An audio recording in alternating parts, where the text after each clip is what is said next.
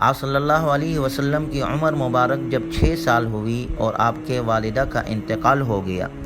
تو آپ اپنے دادا عبد المطلب کی کفالت میں آئے، جو قوم کے سردار تھے اور آپ صلی اللہ علیہ وسلم کا بہت خیال رکھتے تھے۔ خانہ کعبہ کے پاس عبد المطلب کے لیے ایک قالین، ایک مسند بچھائی جاتی تھی جس پر ان کے سوا کوئی بیٹھنے کی کسی کو ہمت نہ ہوتی تھی، لیکن جب آپ صلی اللہ علیہ وسلم آتے تھے تو آپ ڈائریکٹ اپنے دادا کے پاس چلے جاتے اور وہاں پر بیٹھ جاتے۔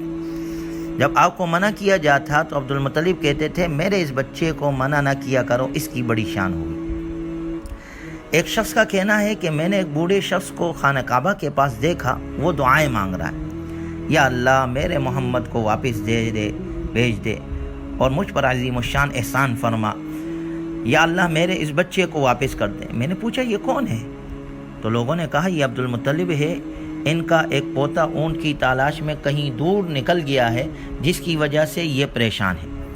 کہتے ہیں یہ دعائیں کر رہے تھے کہ کچھ دیر نہ گزری تھی کہ آپ واپس آ گئے اور اونٹ بھی ساتھ ہمراہ لے آئے۔ دیکھتے ہی عبد المطلب نے آپ کو گلے سے لگایا اور یہ کہا کہ بیٹا میں تمہاری وجہ سے بے حد پریشان تھا، اب کبھی تم کو اپنے سے جدا نہیں کروں گا۔ تو عبد المطلب بھی آپ سے انتہائی محبت کرتے تھے، لیکن اللہ کا نظام جب آپ کی عمر 8 سال ہو گئی تو آپ کے دادا عبد المطلب کا بھی انتقال ہو گیا اور ان کا سایہ بھی سر سے اٹھا لیا گیا۔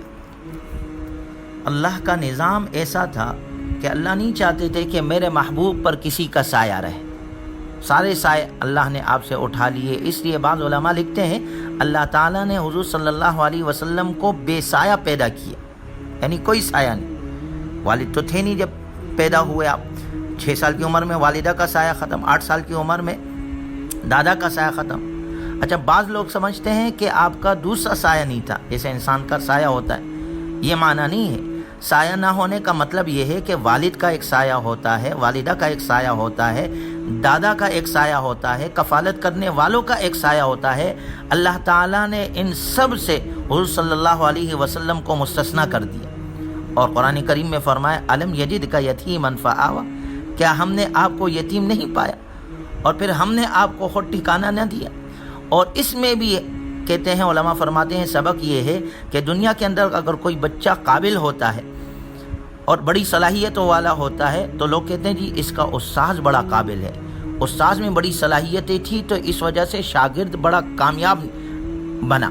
یا اگر کسی کی اولاد اچھی ہوتی ہے تو کہتے ہیں کہ جی یہ دیکھیں اولاد کتنی زبردست ہے کیونکہ اس کے والدین نے اس کی بڑی زبردست تربیت کی ہے۔ لیکن ہمارے نبی کی شان کہ آپ صلی اللہ علیہ وسلم نے فرمایا ادبنی ربی فاحسن تادیبی، مجھے تو ادب بھی میرے رب نے سکھایا ہے، میرے اللہ نے میرے رب کا انتظام کیا ہے۔ گویا اللہ نے براہ راست آپ کی تربیت کی ہے، براہ راست آپ کو ادب سکھایا ہے اور یہ سارے سائے اللہ نے آپ سے اٹھا لی۔ دوسرا سبق آپ صلی اللہ علیہ وسلم کی زندگی سے ہمیں یہ ملتا ہے کہ یہ جو سارے سائے اللہ نے اٹھا لیے، والدہ کا، والد کا، دادا کا، تو یہ وہ سہارے ہوتے ہیں ظاہری جس پر انسان دنیا میں زندگی گزارتا ہے۔ لیکن ہمارے بچے بھی ہوتے ہیں، کچھ ہو جاتا ہے جو ابا یہ ہو گیا، اماں یہ ہو گیا، تو وہ سمجھتا یہی ہے بچہ کہ میرے ظاہری سہارے یہی، اور انہی کی طرف تکلیف ہے یا کچھ بھی مسئلہ ہو تو ابا کی طرف، دادا کی طرف بچے جاتے ہیں۔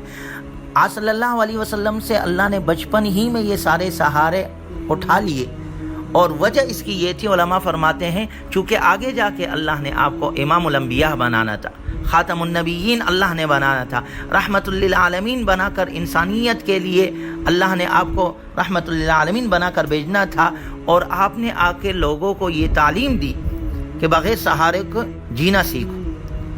بغیر سہارے کی زندگی گزارنا سیکھو۔ سہارا تو صرف ایک اللہ کا ہوتا ہے جو اصل سہارا ہے، جو نہ ختم ہونے والا ہے۔ تو یہ سہارے اللہ نے اس لیے اٹھا دیے کہ کوئی آپ پر اعتراض بھی نہ کر سکے، کہ جب آگے جا کر آپ تعلیمات دے کہ بغیر سہارے کی زندگی گزارنا سیکھو تو کوئی اعتراض نہ کر سکے کہ خود تو ساری زندگی سہاروں پر زندگی گزارتے ہوئے آئے، اب آ کر ہمیں کہتے ہیں بغیر سہارے کی زندگی گزارو۔ لہٰذا اللہ نے آپ سے بچپن ہی میں سارے سہارے اٹھا لیے اور یہ سبق دیا سہارا صرف ایک اللہ کا ہے، اسی پر اپنی زندگی گزارو۔ دنیا میں بھی کامیابی ملے گی، آخرت میں بھی کامیابی ملے گی۔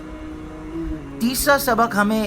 اس واقعے سے یہ ملتا ہے کہ آپ کے دیکھے والدین کا سہارا نہ ہونے کے باوجود بھی آپ صلی اللہ علیہ وسلم کی ذات اقدس میں وہ صفات موجود ہے، وہ کمالات موجود ہے جو ساری انسانیت کے لیے اس میں تعلیم ہے، ساری انسانیت کے لیے اس میں رہنمائی موجود ہے۔ لہٰذا آج دنیا میں بہت سے لوگ ملتے ہیں، بہت سے لوگ یہ بھی کہتے ہیں کہ جی ہم بہت بڑا کام کرنا چاہتے ہیں لیکن ہمارا کوئی سہارا ہی نہیں، ہمارے پاس کوئی اسباب ہی نہیں، ہمارے پاس کوئی ٹیم ہی نہیں، اس وجہ سے جی ہم کوئی بڑا کام نہیں کر پاتے۔ اگر ہم نبی کی زندگی کے اس حصے کو دیکھیں، آپ صلی اللہ علیہ وسلم کی سیرت مبارکہ سے ہمیں یہ سبق ملتا ہے کہ بچپن ہی سے سارے ظاہری سہارے جو بنیادی اور محبت کے سہارے ہوتے ہیں آپ صلی اللہ علیہ وسلم کو بچپن میں میسر نہیں تھے۔ پیدا ہوئے والد نہیں، 6 سال میں والدہ کا انتقال، 8 سال میں دادا کا انتقال، لیکن اس کے باوجود رب ذوالجلال نے پوری انسانیت کے لیے آپ سے کام لینا تھا، پوری انسانیت کے لیے آپ کو رحمت للعالمین بنانا تھا۔ آپ یتیم ہونے کے باوجود، ظاہری سہارا نہ ہونے کے باوجود بھی انسانیت کے لیے امام الانبیاء بنے، رحمت للعالمین بنے۔ الم یجد کا یتیما فآویٰ، اس سے ہمیں سبق ملتا ہے۔ لہٰذا اگر انسان کی نیت صاف ہو اور مقصد واضح ہو تو ظاہری سہارے نہ ہونے کے باوجود بھی انسان کے لیے اللہ راستے کھول دیتا ہے، اور اللہ تعالیٰ ایسے سہارے بنا دیتا ہے کہ جو اپنے جانوں کو نذرانے پھر پیش کرتے ہیں۔ دیکھیں نبی صلی اللہ علیہ وسلم نے بچپن کی زندگی مکے میں گزاری، نبوت آپ کو ملی تو مکے والے صاحب آپ کے خلاف ہو گئے اور آپ ہجرت پر مجبور ہو گئے، لیکن صحابہ نے آپ پر کیسی قربانی دی، اپنے جان کے نذرانے پیش کیے، چاہے مہاجرین ہو یا انصار ہو، اور پھر آگے اللہ نے آپ کو کیسی فتوحات دی۔ تو یہ سبق بھی ہمیں ملتا ہے کہ انسان کی اگر نیت اچھی ہو، نیت صاف ہو اور مقصد واضح ہو، بظاہراً ابتدا کی زندگی میں سہارے نظر نہیں آتے، بظاہراً ابتدائی زندگی میں مشکلات نظر آتے ہیں، لیکن جب وہ نیت صاف کے ساتھ اور اپنے دل کے ارادے کے ساتھ اور مقصد واضح ہونے کے ساتھ جب زندگی میں آگے چلتا ہے تو اللہ اس کے لیے کامیابیوں کے دروازے کھولتے جاتے ہیں۔